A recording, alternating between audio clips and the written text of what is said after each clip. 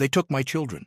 The HOA actually took them, claiming I had violated their so-called sacred community rules. Why? Because they insisted I had illegally bought a home in a 55 and over community.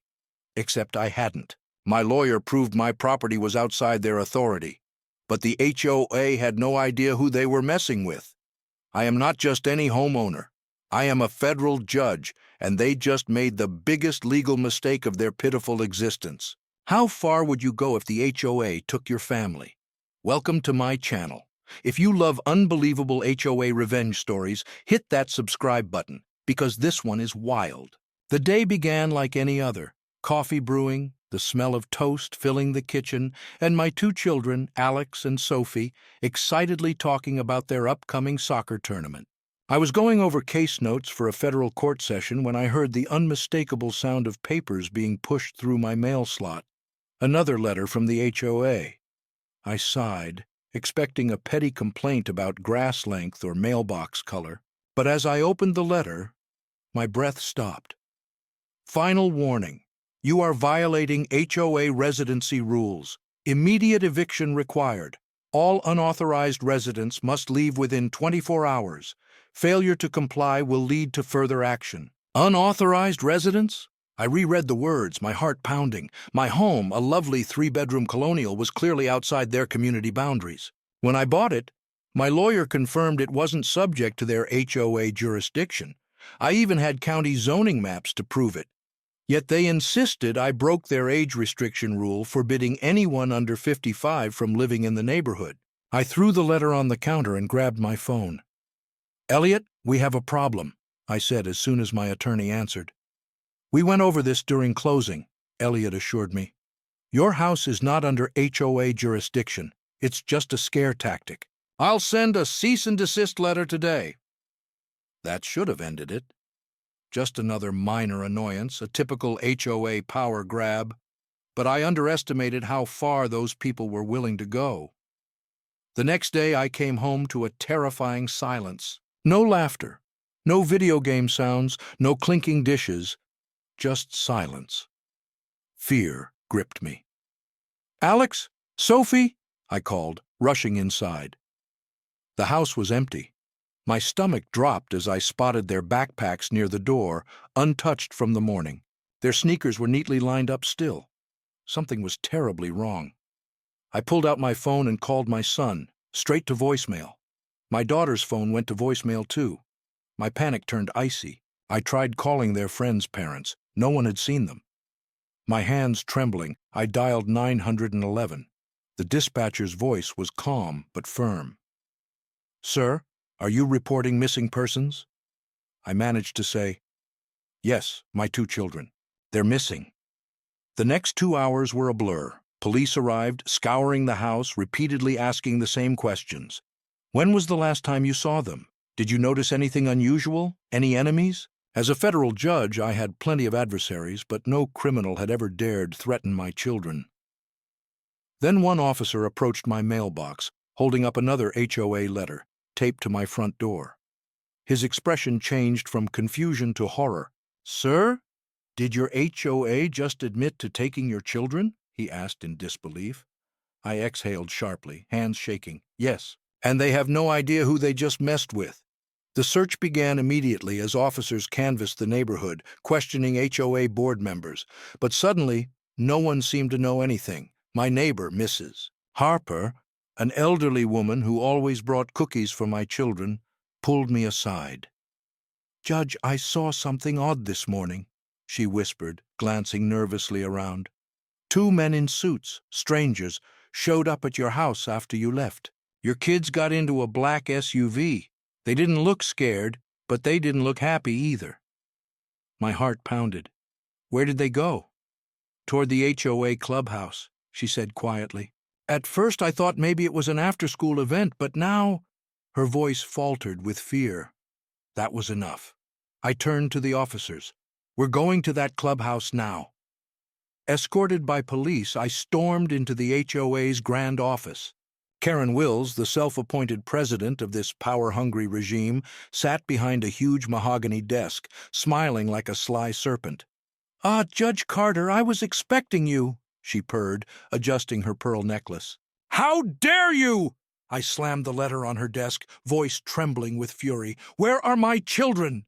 Karen feigned innocence. "Your unauthorized tenants have been relocated to a more suitable environment until this matter is resolved." The officers exchanged uneasy glances. I forced myself to breathe. "That's kidnapping," I said quietly but dangerously. "Do you realize what you've done?" "Oh, please don't be dramatic," she scoffed. "They're at a board-approved interim guardianship facility while we finalize their removal." My nails dug into my palms. This lunatic actually believed what she was saying. "Where are they?" I enunciated every word carefully, barely able to contain my rage. She laughed breathlessly. "Somewhere safe. I suggest you stop causing a scene, Judge Carter. The HOA has rules, rules, rules." She had stolen my children, and all she could talk about were rules. But she made a fatal mistake. She thought she was in control. I turned to the officers. "You heard her," I said. "She openly admitted to detaining minors without their consent." The lead officer, a man clearly experienced in HOA nonsense but never on this level, straightened. "Mrs. Wills, if you do not tell us the children's location immediately, you will be charged with felony unlawful detainment, conspiracy, and endangerment of minors." Karen's smile faltered, but she stood her ground. "This is a civil matter. We're simply enforcing community standards." "Shut up!" I snapped, unleashing my anger. "I'm a federal judge, you lunatic. You think I don't know the law? This is not civil. It's federal kidnapping." Her confidence cracked. She wasn't used to resistance, just intimidation and bureaucratic bullying. But not today. Before she could respond, officers stepped behind her and placed handcuffs on her wrists. "Mrs. Wills, you're under arrest for unlawful detainment." At Lakewood Christian Academy, I didn't hesitate. I ran like a madman, ignoring speed limits and traffic lights as police sirens wailed behind me. My knuckles whitened from gripping the steering wheel. My heart pounded. They had taken my children. That deranged HOA thought they could kidnap my kids and treat them like property in their rule book. They had no idea what they'd just set in motion. As soon as I pulled into the school parking lot, I jumped out and sprinted toward the entrance, with officers rushing past me. The school appeared normal, kids playing, parents gathering. But somewhere inside, Alex and Sophie were being held against their will on fabricated grounds. My mind raced through every possible scenario. Charges, lies, schemes. But it didn't matter. This was kidnapping, a crime, and I was going to make sure every person involved paid dearly. The principal, a frazzled man in his 60s, met us at the front desk. "What is the meaning of this?" he stammered as officers showed him the HOA notice. "Do you have 2 children here under the custody of the Willow Creek HOA?" the lead officer asked. The principal looked bewildered. "Oh, Alex and Sophie? But where are they?" I cut in coldly. "Where are my children?" He swallowed hard and pointed toward the back hallway to room 214. I didn't hesitate. I ran, my shoes pounding on the tile floor. "Room 214, room 214. My blood roared in my ears. I grabbed the door handle and threw the door open with enough force that it slammed against the wall. There they were, Alex and Sophie sitting at 2 desks, scared but unharmed. A woman in a stiff navy suit stood beside them, eyes wide in shock at my sudden entrance. "Who the hell are you?" she snapped, stepping between me and my children. I ignored her and pulled both of them into my arms. "Dad!" Sophie sobbed, clutching my shirt. "We didn't understand what was happening. They just took us." "It's okay, baby," I whispered, holding her tightly. Alex wrapped his arms around me, shaking. I would have burned the world for this moment.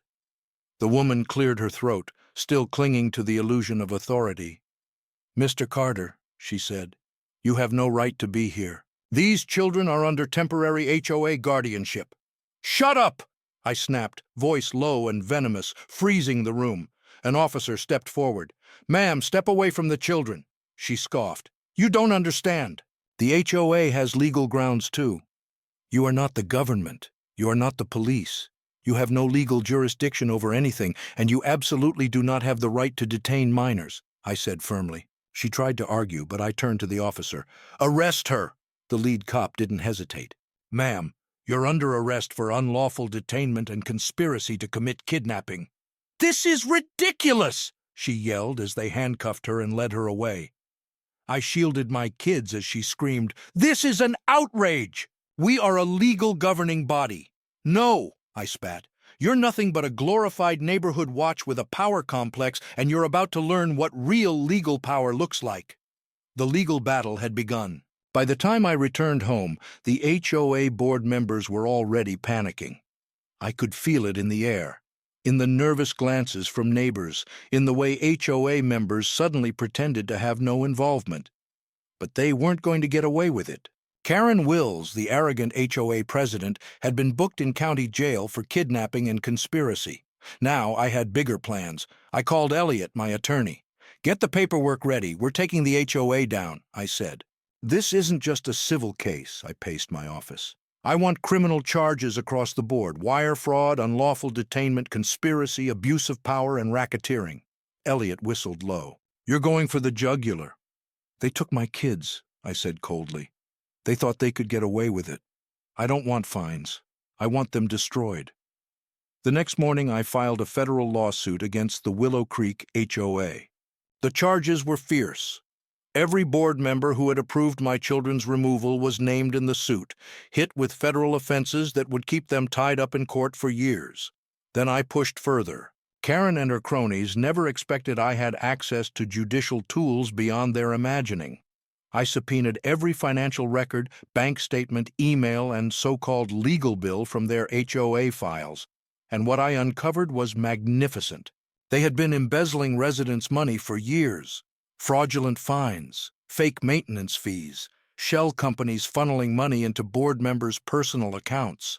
The whole operation was a scam. They hadn't just kidnapped my children, they had robbed every homeowner in the neighborhood for nearly a decade.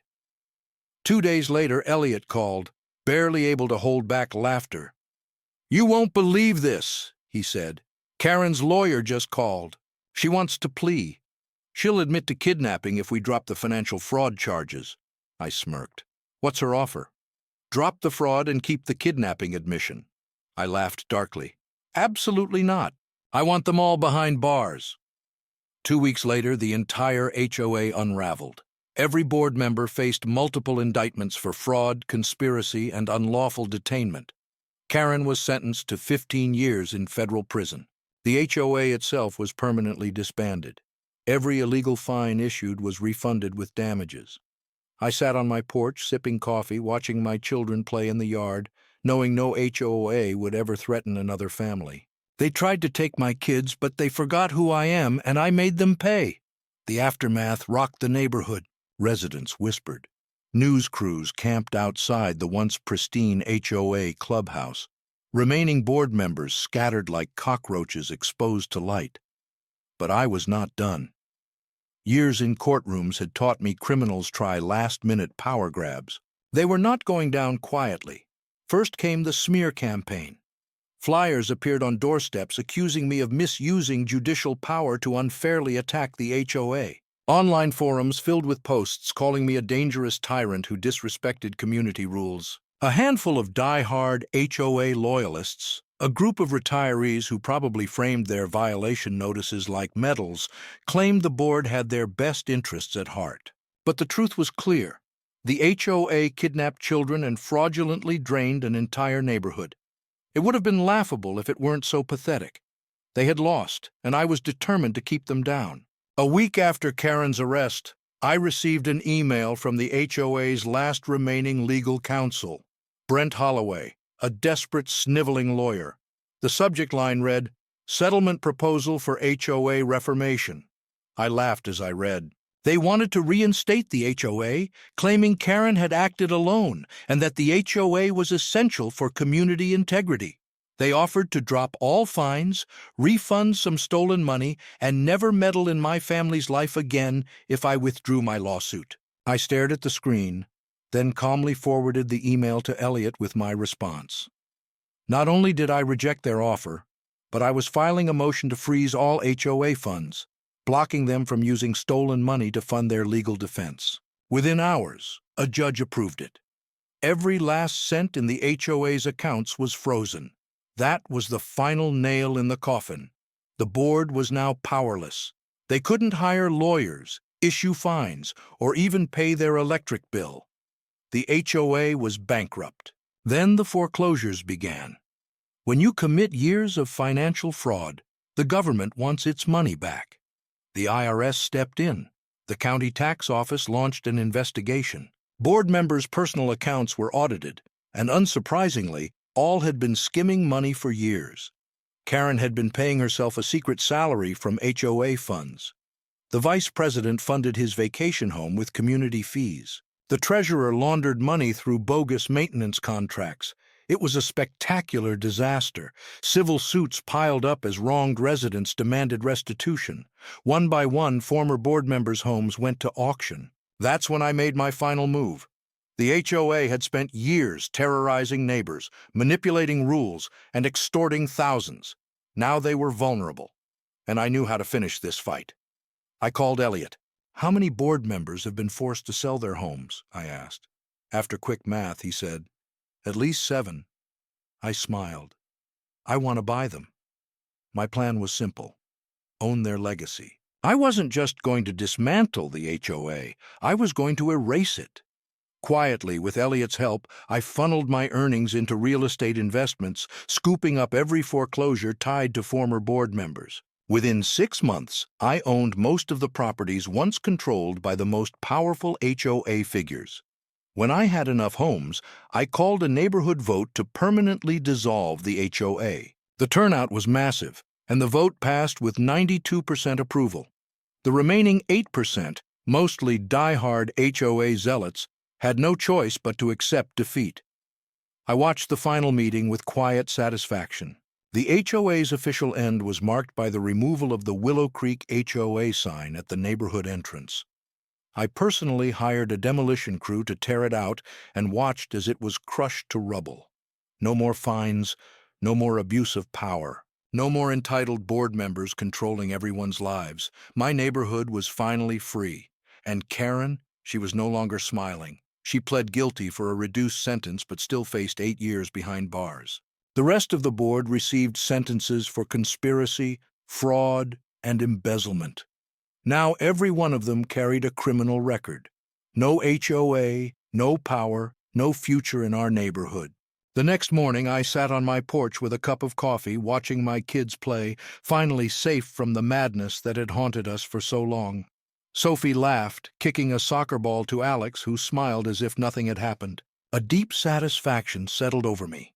The HOA thought they could take my children, control the law, and wield power they never rightfully had. But they forgot one crucial fact. I am a federal judge, and I do not lose. The Willow Creek HOA was dead, but I was far from finished. Winning in court, dismantling their power, and watching their homes auctioned off was satisfying. But I knew how people like them operate. Scum like this always try to crawl back. The moment they get out of prison, they snake their way into another HOA or move to a new neighborhood and start the cycle anew. No, that wasn't going to happen. I was going to bury the Willow Creek HOA so deep no one would ever whisper its name again. Step 1, legislation. My career in the judicial system had shown me HOA abuse wasn't unique to my neighborhood. It was everywhere. Across the country, people were bullied, fined unfairly, extorted, and even forced out of their homes by power-hungry HOAs that believed they were above the law. I had exposed one of the worst offenders and refused to lose momentum. I contacted senators and state representatives I had worked with on federal cases and laid out everything: kidnapping, fraud, illegal surveillance, and financial abuse. I provided proof: documents, emails, recordings, police reports showing deep corruption. They took notice.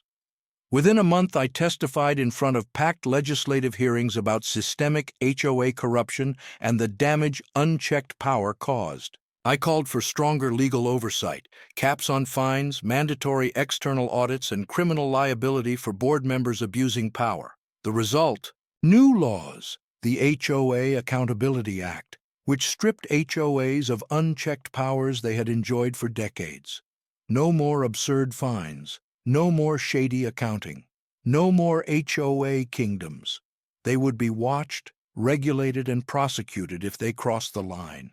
But that was just step one. Step two, public exposure. I refused to let Karen and her gang fade into obscurity. They were more than criminals. They were examples of what happens when power goes unchallenged. I leaked everything to the press: fraudulent documents, shady transactions, smug emails, mocking homeowners for fear of fighting back. News outlets devoured it. Headlines screamed, "Local HOA president sent to prison for kidnapping children," "Judge exposes multi-million-dollar HOA fraud scheme," and "State cracks down on HOA corruption after shocking abuse case." Karen's mugshot was everywhere. Her reputation destroyed. No company would hire her. No respectful neighborhood would accept her. She was poison. Other board members suffered the same fate, their names forever associated with one of the biggest HOA scandals in state history. From rulers of a suburban empire to social pariahs overnight. Step 3. Crushing their finances. Though the HOA had collapsed and funds frozen, I knew one last way to make them suffer was through lawsuits. The people in my neighborhood who had been wronged came forward to sue. Every resident unfairly fined, threatened, or extorted filed claims against former board members personally. I personally funded the best legal team to provide free representation for the victims, ensuring every lawsuit succeeded. The result? Bankruptcy. Karen lost everything. Her home, car, savings. The vice president's vacation home was foreclosed. The treasurer drowned in legal debt. Years of ruining others financially had come back to bite them hard. And just when it seemed worse couldn't come, I took away their future. Step 4. Blacklisting. Using my connections in legal and financial circles, I ensured every major real estate firm, HOA network, and corporate employer knew who these people were. They couldn't run another HOA, work in property management, or even rent apartments without being recognized from the scandal. Their power games were over. They had no home, no money, no influence, and no way to rebuild. They were officially ruined. Step 5. Turning their legacy into a joke. The former HOA clubhouse, the site of their illegal meetings, orchestrated fraud, and fake power, was mine now. During an auction of their seized assets, I personally bought it. And what did I do? I converted it into a community center. No more board meetings, no more violation notices. Just a place for neighbors to gather in freedom. We added a swimming pool, a basketball court, and made the center a symbol of liberation from HOA tyranny. People loved it. And Karen? The last time I saw her was in court during her sentencing. Tears in her eyes, designer clothes replaced with an orange jumpsuit, hands shackled, she begged for mercy. "I was only trying to uphold community integrity," she cried. I leaned in, meeting her gaze coldly. "You kidnapped my children," I said quietly. "You stole from innocent families. You thought you were above the law. You deserve everything happening to you." She tried to reply, but the judge banged the gavel. 10 years, no parole. It was over. The Willow Creek HOA no longer existed. No corrupt board, no ridiculous rules, no unlawful fines. Just a peaceful, happy neighborhood. I had turned their empire to dust. Now, every morning, sitting on my porch with coffee and watching my kids play safely, I smile. No HOA will ever dare cross me again. But I knew the fight wasn't over. HOA abuse wasn't just a local issue. What happened here, the kidnapping, fraud, financial exploitation, was happening everywhere.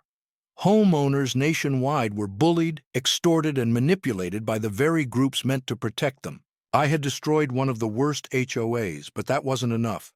If I wanted to make a true difference, I had to weaken HOAs across the country permanently. Step 1. Set a national legal precedent. My case shattered the local system, but I wanted more. With Elliot's help, I worked to turn my lawsuit into a precedent for fighting corrupt HOAs nationwide. We drafted amendments to the HOA Accountability Act, making any HOA involved in illegal detainment, fraud, or abuse subject to automatic federal review. No more hiding behind vague state laws or private contracts. Commit crimes. Face real consequences. I testified before lawmakers, helped close loopholes that let Karen and others operate unchecked. Months later, the revised laws passed unanimously. HOAs everywhere faced the strictest oversight they'd ever known. Their decades of abusive power evaporated. Step 2, dismantle their financial backbone. HOAs rely on fear and money, using bogus fines and excessive fees to control neighborhoods and fund their operations. I funded a new legal group, the Homeowners Defense Fund, dedicated to helping homeowners fight back. We offered free legal aid to victims of unfair HOA practices, taught people their rights, and assisted in overturning illegal fines and restrictions. As HOAs lost their income streams, they began collapsing, unable to sustain themselves without their extortion racks. Homeowners started reclaiming their neighborhoods. Step 3. Expose the HOA industry.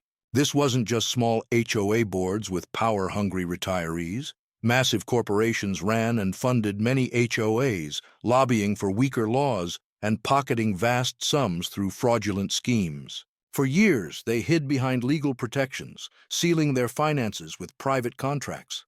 I spent months gathering insider info, working with journalists and whistleblowers who had seen corruption firsthand. We revealed staggering embezzlement, illegal kickbacks, secret slush funds manipulating local politics, a control industry built on the belief no one would fight back. They hadn't counted on me. The exposé was devastating. News outlets ran nonstop coverage of deep-rooted HOA corruption. State and federal investigations followed. Major property management firms faced lawsuits, audits, and massive fines. Executives resigned in disgrace. Many firms shut down. Step 4. Abolish HOAs forever. With legal protections gone, finances crippled, and corporate backers vanished, HOAs no longer held unchallengeable power. But I wanted to eliminate them altogether. I launched the Abolish HOAs initiative, a petition and movement for homeowners to reject HOA governments in their neighborhoods. It caught fire. Millions signed. Entire communities voted to dissolve their HOAs. Laws were proposed to make HOA membership voluntary, so no one could ever be forced into one again. Step 5. Turn HOAs into a national joke. The final blow wasn't legislation or lawsuits, it was public humiliation. HOAs had maintained power through fear and legitimacy. But once exposed and ridiculed, their influence vanished.